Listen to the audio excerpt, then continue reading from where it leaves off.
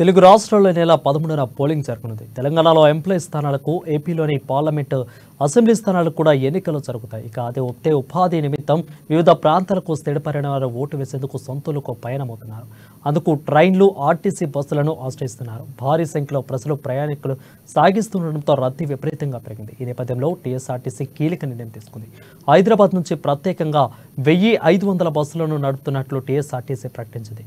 ఇదే విషయంపై మరింత సమాచారం మా ప్రతినిధి అంకిత అందిస్తారు.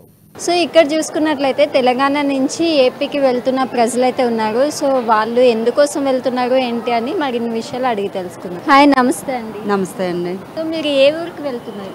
విజయవాడ దగ్గర గన్నవరం అండి మాది. పిల్లలకి హాలిడేస్ అని వచ్చాము. ఇంకా ఎలక్షన్స్ కదా, ఓటేద్దామని ఉందాం అనుకున్నాం ఇంకో 10 days. కానీ ఓటు విలువైంది కాబట్టి, వెయ్యాలి కాబట్టి వెళ్ళాలని బయలుదేరుతున్నాం. ఓకే, అయితే ఎలా జరుగుతుంది ఏపీలో ఎలక్షన్స్ హడావిడి అంతా? బాగానే ఉందండి.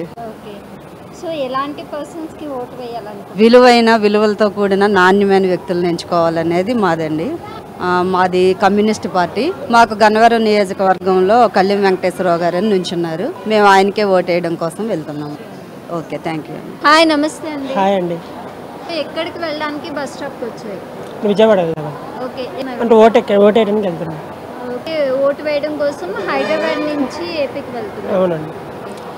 ఇప్పుడు బస్సు అనేది ఇప్పుడు ఏది లేవు ఎక్కువ.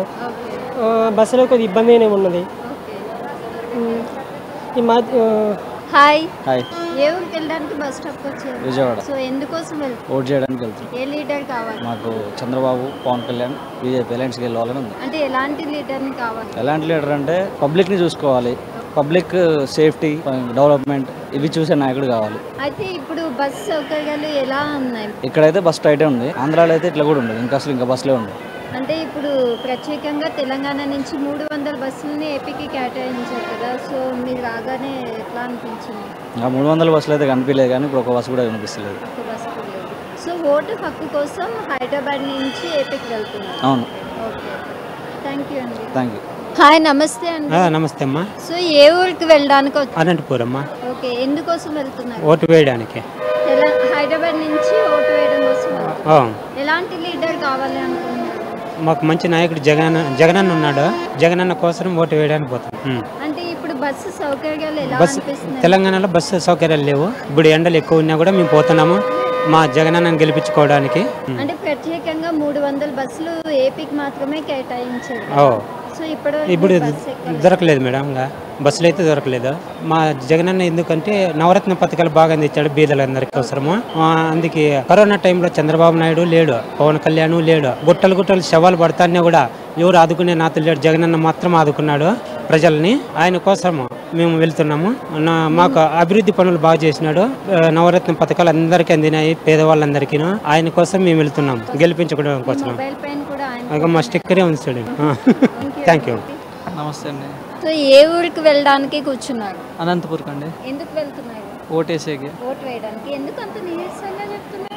మార్నింగ్ నుంచి వెయిట్ చేసి నీరసంగా ఉండగా యాక్టివ్గా ఉంటాను. తెలంగాణ డెవలప్డ్ అంటాడు కానీ ఏం డెవలప్ అంటే అసలు బస్సులే లేవు. అసలు ఎంత అద్దమానం. అసలు ఇన్ని రోజులు మా ఆంధ్రానే అనుకున్నాం, అసలు తెలంగాణ కూడా అద్దమానమే. జీరో. ఇది కూడా డెవలప్ ఉందనుకున్నాం కానీ అసలు డెవలప్మెంటే కాదు. అసలు ఏంది డెవలప్ అంటే రోడ్ వేయడం, మెట్రో వేయడం కాదురా అయ్యా. బస్సులు లేదు, టయానికి బస్సులు లేవు, ఏంది లేవు. అసలు ఎవడు బస్సులు ఏందో. స్పెషల్ బస్సెస్ వేసే అంటున్నారు.